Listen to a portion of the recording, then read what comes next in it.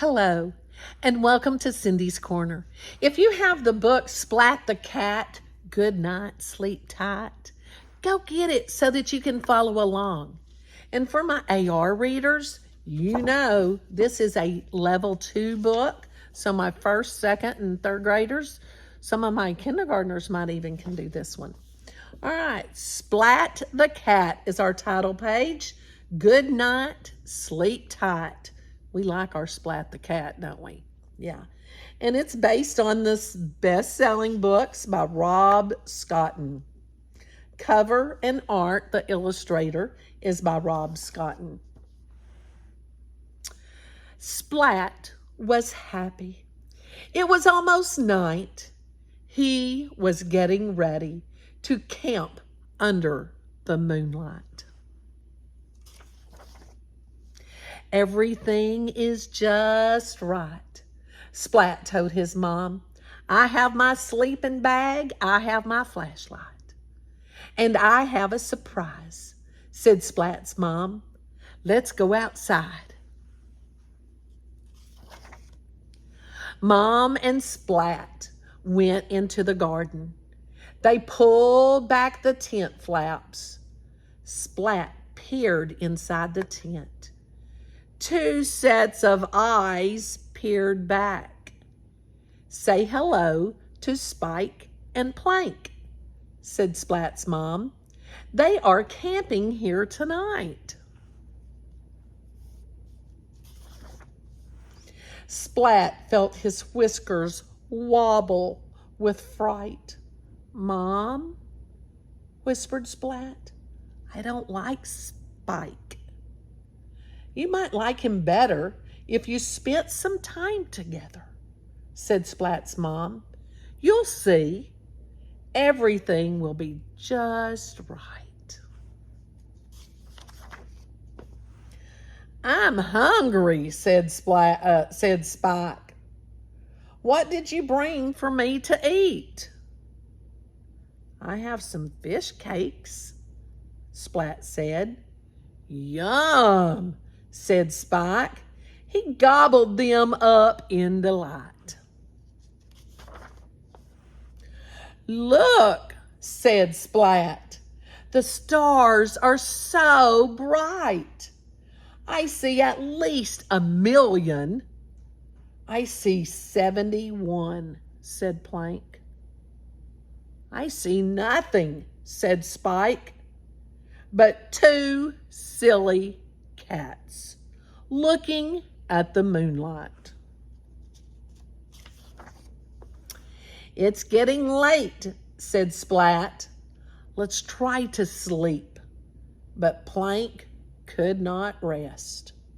My sleeping bag is much too tight, he said. Plank tossed. He turned. He struggled. He stretched and strained. Rip. Ripped it. You're welcome, said Spike. Spike just pulled it and ripped it, didn't he? Splat was just about to fall asleep when something felt wrong. He saw a dark shadow creep up the tent wall. See the shadow? Run for your lives, Splat shouted with all his might. Splat! Oh my. Spike laughed. Did I give you a fright? What's the big deal? Said Spike. Everything is all right. Splat did not think so, but he was too tired to pick a fight. One by one, Splat's whiskers drooped. One by one, his eyes shut tight. Suddenly, Spike sprang up. "What's wrong?" said Splat. "There's something orange crawling up my leg," yelled Spike. "Mommy!" screamed Spike. He scrambled out of his sleeping bag. He stumbled out of the tent. When Spike took flight, he took the whole tent down with him. "Oh, Seymour," said Splat, "it was just you." "It's all right, Spike. Come back," said Splat and Plank. "We will protect each other for the rest of the night." "Promised," sniffled Spike. "Promise," said Splat. "Now, good night," said Splat. "Sleep tight," said Plank. "See you in the morning light," said Spike.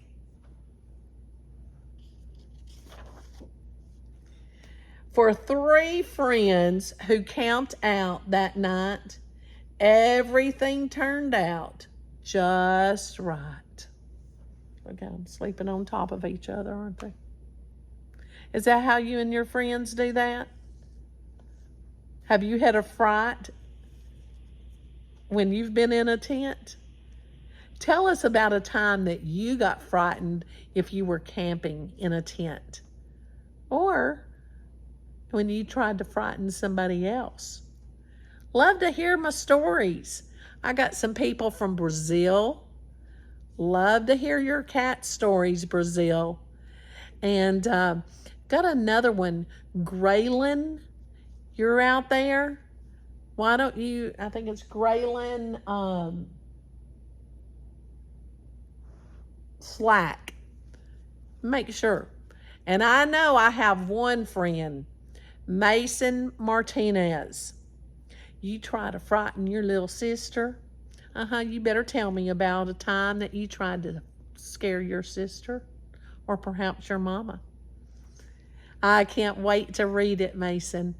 Have a great day, and make sure you subscribe and tell your friends about Cindy's Corner. Hit that like button.